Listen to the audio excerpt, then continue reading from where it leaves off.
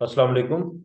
मैं हूं डॉक्टर इमरान अजीज और आज हम डिस्कस करेंगे कूलम्स लॉ और इसके बाद electric field intensity. Coulomb's law ये कहता है कि अ, अगर हमारे पास कोई दो चार्जेस हैं, very small objects separated in vacuum और free space by a distance R, तो उनके दरमियान जो फोर्स एग्जिस्ट करेगी that force is proportional to charge on them and inversely proportional to the square of the distance between them. यानी कि अगर हमारे पास कोई एक चार्ज यहाँ पे मौजूद है, कोई दूसरा चार्ज है वो यहाँ पे मौजूद है, ये Q1 है, ये Q2 है, तो Q1 की वजह से फोर्स Q2 के ऊपर या Q2 की वजह से फोर्स जो Q1 के ऊपर होगी,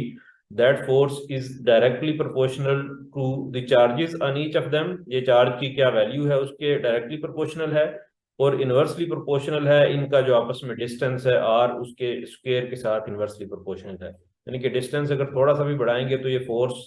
तेजी के साथ जो है वो कम होगी। और इसमें Q जो है उसकी यूनिट्स कूलम की हैं, R is measured in meters, तो जो फोर्स है उसकी यूनिट्स न्यूटन की हैं। और इसके लिए जरूरी है कि यहाँ पे जो प्रोपोर्शनलिटी कांस्टेंट है वो K है, and K is equal to 1/4 pi epsilon naught. Epsilon naught free space permittivity होती है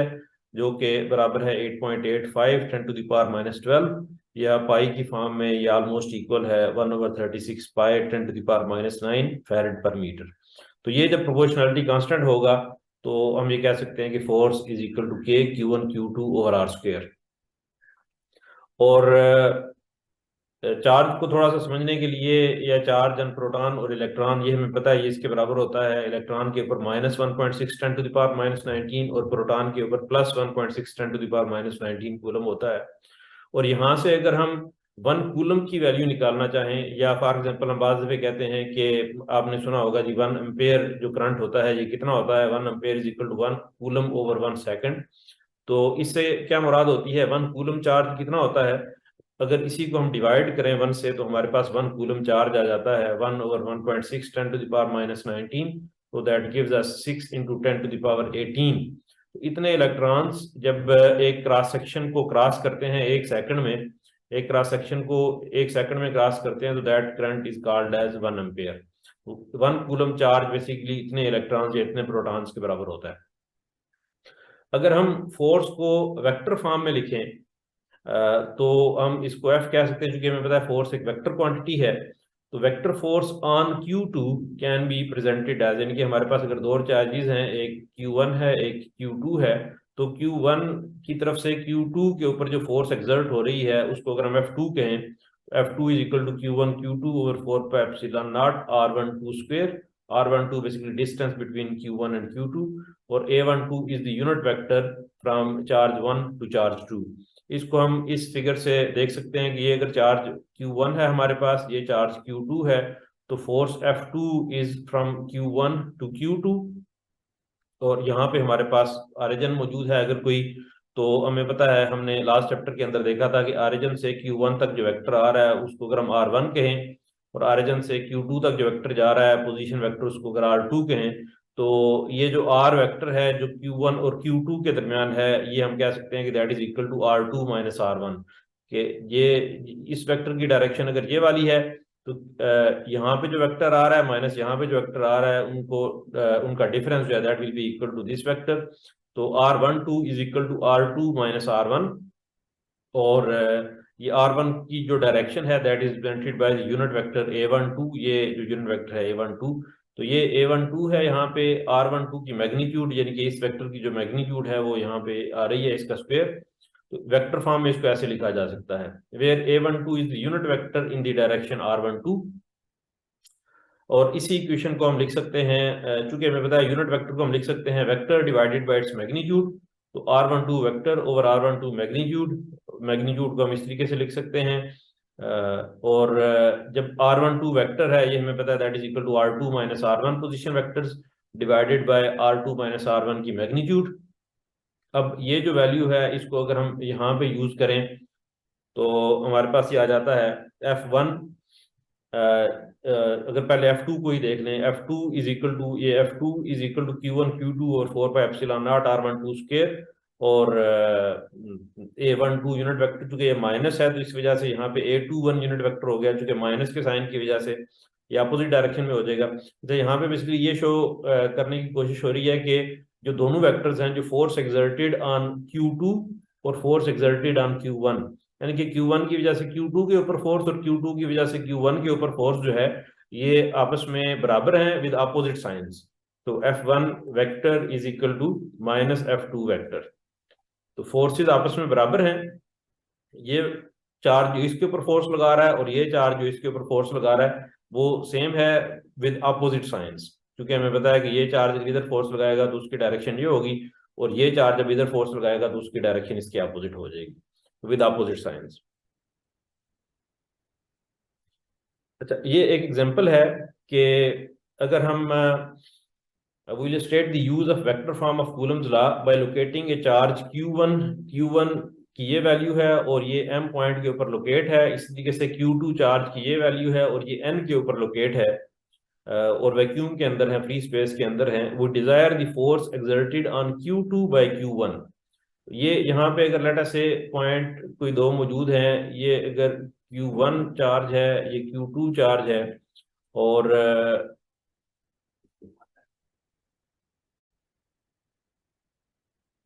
अस्सलाम वालेकुम, मैं हूं डॉक्टर इमरान अजीज, और आज हम डिस्कस करेंगे कूलम्स लॉ और इसके बाद electric field intensity. Coulomb's law ये कहता है कि अगर हमारे पास कोई दो चार्जेस हैं, very small objects separated in vacuum और free space by a distance r, तो उनके दरमियान जो फोर्स एग्जिस्ट करेगी, that force is proportional to charge on them and inversely proportional to the square of the distance between them. यानी कि अगर हमारे पास कोई एक चार्ज यहाँ पे मौजूद है, कोई दूसरा चार्ज है वो यहाँ पे मौजूद है, ये Q1 है, ये Q2 है, तो Q1 की वजह से फोर्स Q2 के ऊपर या Q2 की वजह से फोर्स जो Q1 के ऊपर होगी, that force is directly proportional to the charges on each of them. ये चार्ज की क्या वैल्यू है उसके डायरेक्टली प्रोपोर्शनल है, और इनवर्सली प्रोपोर्शनल है इनका जो आपस में डिस्टेंस है r, उसके स्क्वायर के साथ इनवर्सली प्रोपोर्शनल है। यानी कि डिस्टेंस अगर थोड़ा सा भी बढ़ाएंगे तो ये फोर्स तेजी के साथ जो है वो कम होगी। और इसमें Q जो है उसकी यूनिट्स कूलम की हैं, R is measured in meters, तो जो फोर्स है उसकी यूनिट्स न्यूटन की हैं। और इसके लिए जरूरी है कि यहाँ पे जो प्रोपोर्शनलिटी कांस्टेंट है वो K है, and K is equal to 1/4 pi epsilon naught. Epsilon naught free space permittivity होती है, जो कि बराबर है 8.85 10⁻⁻12, या पाई की फॉर्म में ये ऑलमोस्ट इक्वल है 1/36 पाई 10⁻⁹ फैरेड पर मीटर। तो ये जब प्रोपोर्शनलिटी कांस्टेंट होगा तो हम ये कह सकते हैं कि force is equal to K Q1 Q2 over R square. और चार्ज को थोड़ा सा समझने के लिए, या चार्ज एंड प्रोटॉन और इलेक्ट्रॉन, ये हमें पता है ये इसके बराबर होता है, इलेक्ट्रॉन के ऊपर -1.6 10⁻⁻19 और प्रोटॉन के ऊपर +1.6 10⁻⁻19 कूलम होता है। और यहाँ से अगर हम 1 कूलम की वैल्यू निकालना चाहें, या फॉर एग्जांपल हम बात पे कहते हैं कि आपने सुना होगा जी 1 एम्पेयर जो करंट होता है ये कितना होता है, 1 ampere is equal to 1 coulomb over 1 second. तो इससे क्या मुराद होती है, 1 कूलम चार्ज कितना होता है, अगर इसी को हम डिवाइड करें 1 से तो हमारे पास 1 कूलम चार्ज आ जाता है 1/1.6 10⁻⁻19, तो दैट गिव्स अस 6 × 10⁻18। तो इतने इलेक्ट्रॉन्स जब एक क्रॉस सेक्शन को क्रॉस करते हैं एक सेकंड में, एक क्रॉस सेक्शन को एक सेकंड में क्रॉस करते हैं, तो that current is called as 1 ampere. 1 coulomb charge basically इतने इलेक्ट्रॉन्स या इतने प्रोटॉन्स के बराबर होता है। अगर हम फोर्स को वेक्टर फॉर्म में लिखें तो हम इसको F कह सकते हैं, क्योंकि हमें पता है फोर्स एक वेक्टर क्वांटिटी है। तो vector force on Q2 can be presented as, यानी कि हमारे पास अगर दो चार्जेस हैं, एक Q1 है एक Q2 है, तो Q1 की तरफ से Q2 के ऊपर जो फोर्स एक्सर्ट हो रही है उसको अगर हम F2 कहें, F2 is equal to Q1 Q2 over 4 pi epsilon naught R12 square. R12 basically distance between Q1 and Q2, और A12 is the unit vector from charge 1 to charge 2। इसको हम इस फिगर से देख सकते हैं कि ये अगर चार्ज Q1 है हमारे पास, ये चार्ज Q2 है, तो force F2 is from Q1 to Q2, और यहाँ पे हमारे पास ऑरिजिन मौजूद है अगर कोई, तो हमें पता है, हमने लास्ट चैप्टर के अंदर देखा था कि ऑरिजिन से Q1 तक जो वेक्टर आ रहा है उसको अगर हम R1 कहें, और ऑरिजिन से Q2 तक जो वेक्टर जा रहा है पोजीशन वेक्टर उसको अगर R2 कहें, तो ये जो R वेक्टर है जो Q1 और Q2 के दरमियान है, ये हम कह सकते हैं कि that is equal to R2 minus R1, कि ये इस वेक्टर की डायरेक्शन अगर ये वाली है, तो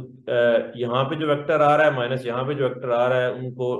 उनका डिफरेंस जो है that will be equal to this vector. तो R12 is equal to R2 minus R1, और ये R1 की जो डायरेक्शन है that is represented by unit vector A12, ये जो यूनिट वेक्टर है A12, तो ये A12 है, यहाँ पे R12 की मैग्नीट्यूड यानी कि इस वेक्टर की जो मैग्नीट्यूड है वो यहाँ पे आ रही है इसका स्क्वायर, तो वेक्टर फॉर्म में इसको ऐसे लिखा जा सकता है, where A12 is the unit vector in the direction R12। और इसी इक्वेशन को हम लिख सकते हैं, चूंकि हमें पता है यूनिट वेक्टर को हम लिख सकते हैं vector divided by its magnitude, तो R12 vector over R12 magnitude, magnitude को हम इस तरीके से लिख सकते हैं, और जब R12 वेक्टर है ये हमें पता है that is equal to R2 minus R1 position vectors divided by R2 minus R1 की मैग्नीट्यूड। अब ये जो वैल्यू है इसको अगर हम यहाँ पे यूज करें तो हमारे पास ये आ जाता है F1, अगर पहले F2 को ही देख लें, F2 इज इक्वल टू, ये F2 is equal to Q1 Q2 और 4 pi epsilon naught R12 square, और A12 यूनिट वेक्टर चूंकि ये माइनस है तो इस वजह से यहाँ पे A21 यूनिट वेक्टर हो गया, चूंकि माइनस के साइन की वजह से ये अपोजिट डायरेक्शन में हो जाएगा। तो यहाँ पे बेसिकली ये शो करने की कोशिश हो रही है कि जो दोनों वेक्टर्स हैं, जो फोर्स एक्सर्टेड ऑन Q2 और फोर्स एक्सर्टेड ऑन Q1, यानी कि Q1 की वजह से Q2 के ऊपर फोर्स और Q2 की वजह से Q1 के ऊपर फोर्स जो है ये आपस में बराबर हैं विद अपोजिट साइंस। तो F1 vector is equal to minus F2 vector, तो फोर्सेस आपस में बराबर हैं। ये चार्ज जो इसके ऊपर फोर्स लगा रहा है और ये चार्ज जो इसके ऊपर फोर्स लगा रहा है वो सेम है विद अपोजिट साइंस, क्योंकि हमें पता है कि ये चार्ज इधर फोर्स लगाएगा तो उसकी डायरेक्शन ये होगी, और ये चार्ज जब इधर फोर्स लगाएगा तो उसकी डायरेक्शन इसके अपोजिट हो जाएगी विद अपोजिट साइंस। अच्छा, ये एक एग्जांपल है कि अगर हम we will state the use of vector form of Coulomb's law by locating a charge Q1 की ये वैल्यू है और ये M पॉइंट के ऊपर लोकेट है, इसी तरीके से Q2 चार्ज की ये वैल्यू है और ये N के ऊपर लोकेट है, और वैक्यूम के अंदर है, फ्री स्पेस के अंदर है। वो desire the force exerted on Q2 by Q1, ये यहाँ पे अगर लेटर से पॉइंट कोई दो मौजूद हैं, ये अगर Q1 चार्ज है, ये Q2 चार्ज है, तो ये हमारे पास अगर चार्ज Q1 है, ये चार्ज Q2 है, तो force exerted on Q2 by Q1, तो बेसिकली इस फोर्स की बात हो रही है exerted on Q2 by Q1। तो ये हमने फाइंड करनी है। Q1 जो है वो M पॉइंट के ऊपर मौजूद है, दिस इज पॉइंट M, और Q2 N के ऊपर मौजूद है। लेटर से यहाँ पे अगर कोई ऑरिजिन है हमारे पास, तो यहाँ से हम एक वेक्टर ड्रा करेंगे जिसको हम R1 कह सकते हैं, और इसी तरीके से यहाँ से एक वेक्टर ड्रा करेंगे जो कि N की तरफ जा रहा है, दैट इज वेक्टर R2, और ये जो वेक्टर है इसको हम R12 कह सकते हैं which is equal to R2 minus R1। तो सबसे पहले हम ये R12 वेक्टर जो है ये फाइंड कर लेते हैं which is equal to R2 minus R1। R2 vector basically ये वेक्टर है, N के जो पॉइंट्स हैं उन पॉइंट्स के साथ हम AX AY AZ जो है वो ऐड कर देते हैं, तो ये हमारे पास R2 वेक्टर आ जाएगा। R1 वेक्टर जो है ये M के जो पॉइंट्स हैं उनके साथ AX AY AZ R कर देते हैं, तो हमारे पास R1 आ जाएगा। R2 माइनस R1 में ये 2 माइनस 1 AX, 0 माइनस 2 AY, और 5 माइनस 3 AZ, ये हमारे पास आ जाएगा R12 vector which is AX minus 2 AY plus 2 AZ, ये वाला जो वेक्टर है ये बेसिकली ये आ जाएगा। और अगर इसकी मैग्नीट्यूड हम लें तो वो हमें पता है 1 का स्क्वायर प्लस 2 का स्क्वायर प्लस 2 का स्क्वायर, तो ये हमारे पास 9 का स्क्वायर रूट आ जाएगा, तो ये हमारे पास 3 के बराबर होता है। और यूनिट वेक्टर जो है इस वेक्टर को हम डिवाइड कर देंगे इसी मैग्नीट्यूड 3 के साथ, तो ये यूनिट वेक्टर हमारे पास आ जाएगा A12, यानी कि ये जो हमारे पास Q1 से Q2 की तरफ जो वेक्टर जा रहा है उस डायरेक्शन में जो यूनिट वेक्टर है वो A12 वो इसके बराबर होगा। तो अब जो हमने लास्ट स्लाइड के ऊपर जो इक्वेशन पढ़ी है F की, F2 यानी कि force on Q2 by Q1 that is equal to Q1 Q2 over 4 pi epsilon naught into R12 magnitude, ये R12 मैग्नीट्यूड का स्क्वायर है और इंटू यूनिट वेक्टर हमारे पास ये आ जाता है multiplied by unit vector A12। तो ये आप देखें ये Q1 Q2 आ गए हमारे पास डिवाइडेड बाय 4 पाई, ये एप्सिलॉन नॉट की वैल्यू है, ये R12 मैग्नीट्यूड का स्क्वायर है, 3 मैग्नीट्यूड है तो उसका स्क्वायर, और ये हमारे पास यूनिट वेक्टर आ गया मैग्नीट्यूड डिवाइडेड बाय ये जो यूनिट वेक्टर है A12 ये हमारे पास आ गया। तो F2 हमारे पास आ गई -30 into the unit vector in Newton's, magnitude of the force is 30 Newton and direction is specified by the unit vector which has been left in parentheses to display the magnitude of the force. The force on Q2 may also be considered as 3 component forces. यहाँ पे वो basically उसने इसको force को की value magnitude को अलग रखा है और यूनिट वेक्टर को जो है वो उसने अलग रखा है ताकि हमें पता चले कि ये मैग्नीट्यूड है और ये उसकी डायरेक्शन है। हम इसके अपोजिट भी हम ये इसको अंदर मल्टीप्लाई भी कर सकते हैं, इसका ऐसा कोई इशू नहीं है। मल्टीप्लाई करेंगे तो हमारे पास F2 की जो है वो ये वैल्यू आ जाएगी। तो यहाँ से हम देख सकते हैं कि कैसे हम जो है वो अगर हमारे पास दो वेक्टर्स हैं तो दो चार्जेस हैं तो दो चार्जेस में से एक चार्ज जो दूसरे के ऊपर फोर्स एक्सर्ट करता है वो हम कैसे फाइंड कर सकते हैं, उसकी वैल्यू क्या है, उसकी डायरेक्शन क्या है, ये हम फाइंड कर सकते हैं। फिर हम आते हैं इलेक्ट्रिक फील्ड इंटेंसिटी के ऊपर। इलेक्ट्रिक फील्ड इंटेंसिटी का इस फोर्स से एक बड़ा करीबी ताल्लुक है और वो हम भी देखते हैं कि वो क्या है। कहता है कि अगर हम एक चार्ज Q1 कंसिडर करें जिसको एक फिक्स पोजीशन के ऊपर रख दें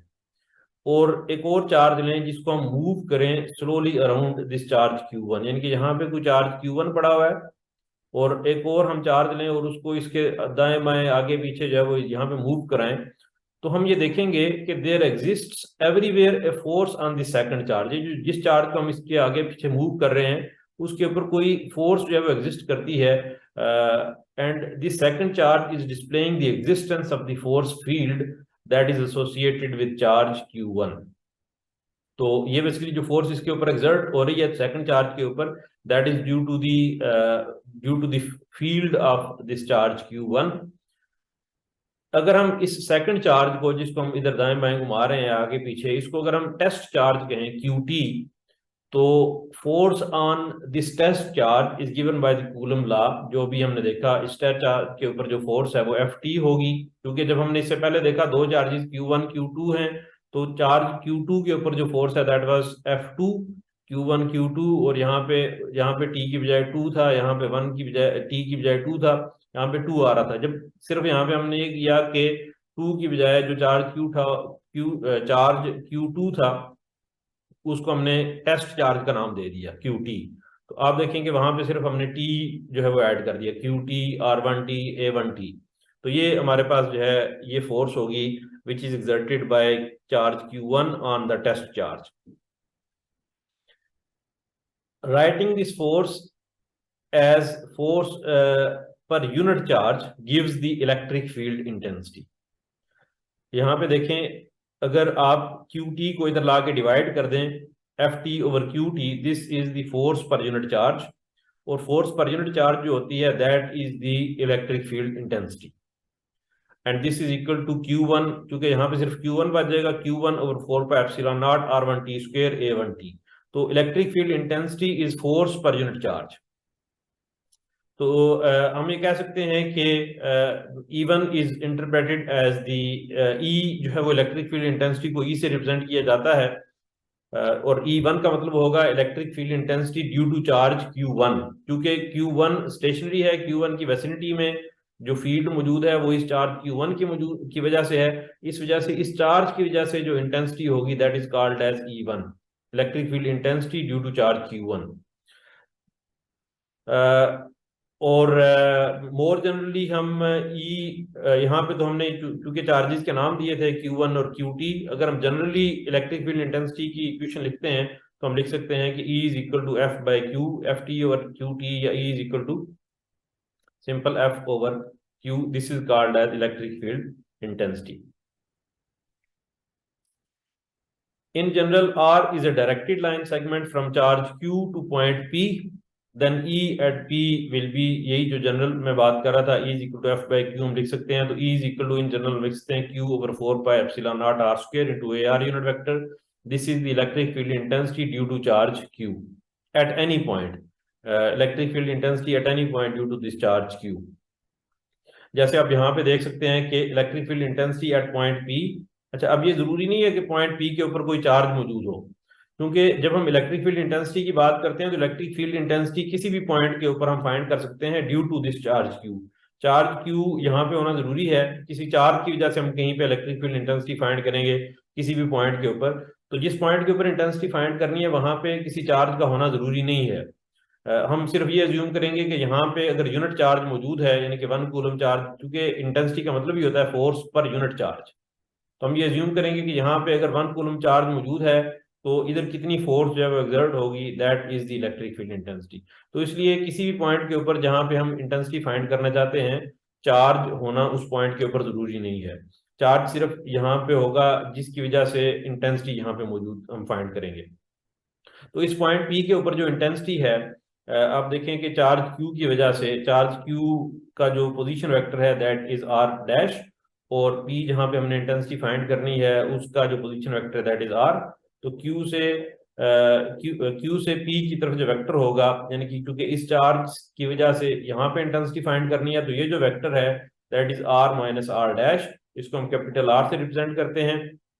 इसी की मैग्नीट्यूड यहाँ पे है आर स्क्वायर, और ये जो डायरेक्शन है इस डायरेक्शन में जो यूनिट वेक्टर है that is the unit vector A R. तो this is the general equation of electric field intensity due to a charge at any point P.